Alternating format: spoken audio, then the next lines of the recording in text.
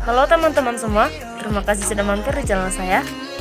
Di sini saya akan menjelaskan sedikit mengenai kepemimpinan dalam manajemen. Yang pertama, apa itu pemimpin? Pemimpin adalah individu yang berada di atas, biasa disebut leader. Tetapi secara rinci, pengertian pemimpin ialah individu atau seorang yang memimpin sekelompok orang dalam suatu organisasi. Kedua, apa itu kepemimpinan? Berdasarkan teori-teori manajemen sumber daya manusia pada tahun 2018, dikatakan kepemimpinan merupakan suatu proses yang mempengaruhi orang lain sehingga orang lain tersebut dengan sukarela mau melaksanakan kegiatan bersama dalam rangka mencapai suatu tujuan. Sedangkan manajer yaitu orang atau individu yang bertanggung jawab untuk mengarahkan usaha yang bertujuan membantu organisasi dalam mencapai misi. Seseorang atau individu bisa menjadi manajer apabila dia diangkat oleh pemimpinnya sendiri menjadi seorang manajer. Sedangkan manajemen yaitu proses perencanaan, proses organisasi, proses koordinasi, dan proses kontrol terhadap sumber daya untuk mencapai tujuan dengan efektif dan efisien. Bisa juga disebut sebagai seni menyelesaikan pekerjaan melalui orang lain. Yang berikut yaitu gaya-gaya kepemimpinan. Yang pertama ada bersifat demokratis.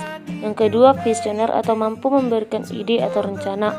Yang ketiga multikultural atau menghargai perbedaan budaya dari anggota. Yang keempat bersifat strategis. Yang kelima merupakan sifat suportif, yaitu tahu cara menguntungkan bawahan. Yang keenam yaitu bersifat autokratis, yaitu bisa mengambil keputusan tanpa anggota. Yang ketujuh ada sifat transaksional, yaitu tegas terhadap kontrak yang sudah berjalan. Selain daripada gaya-gaya kepemimpinan, ada juga gaya-gaya kepemimpinan manajer.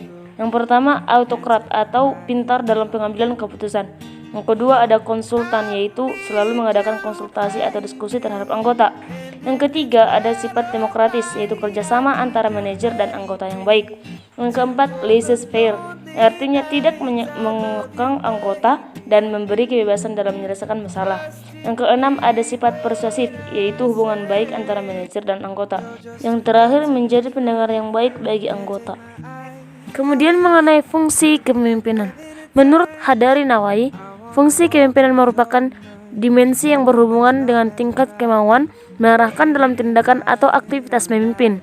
Disebut juga sebagai dimensi yang berkenan dengan tingkat dukungan atau keterlibatan orang-orang yang dipimpin dalam melaksanakan tugas-tugas pokok. Selanjutnya fungsi manajemen. Menurut George Robert Terry, fungsi manajemen ada 3. Yang pertama ada planning atau perencanaan, yang kedua ada controlling atau pengendalian, dan yang terakhir ada actuating organizing. Menurut Rizky Griffin, bahwa fungsi manajemen yaitu bagian dari proses perencanaan, organisasi, koordinasi, serta pengendalian sumber daya supaya tujuan dapat tercapai dengan efektif dan efisien. Setelah mengetahui pendapat-pendapat menurut para ahli mengenai manajemen, maka dapat disimpulkan bahwa fungsi manajemen ada 4. Yang pertama yaitu planning atau proses perencanaan. Kegiatannya meliputi 1. Menentukan tujuan serta tempat perusahaan. 2. Menyusun strategi untuk mencapai.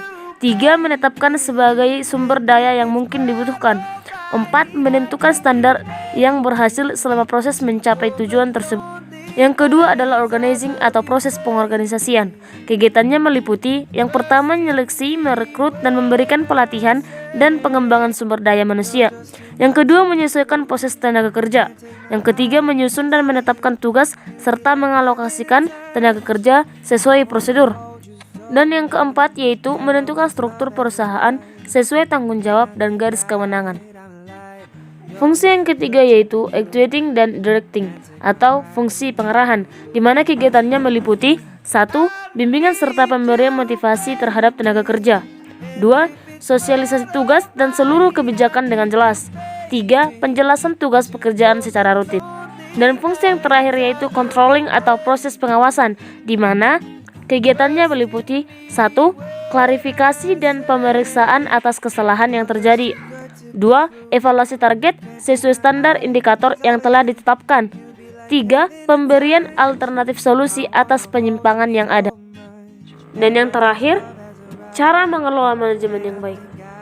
Yang pertama, memahami jenis usaha yang dilakukan sejak awal. Yang kedua, melakukan analisis produk dan juga persaingan dagang yang terjadi.